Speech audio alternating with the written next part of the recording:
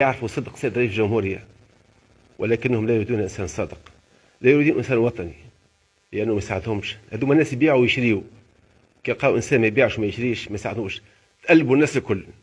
وكما يقول السيد الرئيس، معناها ملي كان حزب واحد كان يعاني فيه الشعب، أصبح هناك لوبي واحد.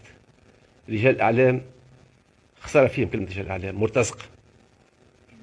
رجال أعمال باعوا الوطن، نقابيين باعوا الوطن، أحزاب باعوا الوطن، نخبة سياسية هي نكبة سياسية.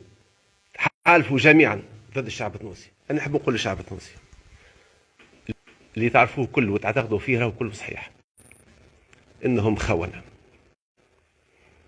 مانيش نعطي الوطنية حتى حد، ولكن للأسف التمست لهم الأعذار أيما التماس كثيرا كثيرا، ولكن الحقيقة كانت مرة صحيح، ولكنها هي الحقيقة.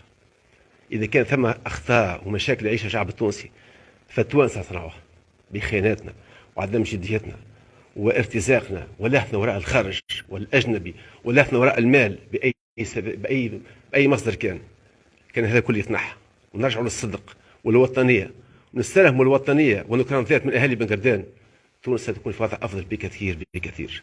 على كل مرة أخرى نقول لكم التفوا حول السيد الرئيس، إنها حرب ضروس، إنها حرب ضروس، إنها حرب ضروس، ولا بد أن يقف كل مع السيد الرئيس من أجل تونس، من أجل غد أفضل سؤال أخير لبن قردان سيد ولغير بن الوزير. قردان.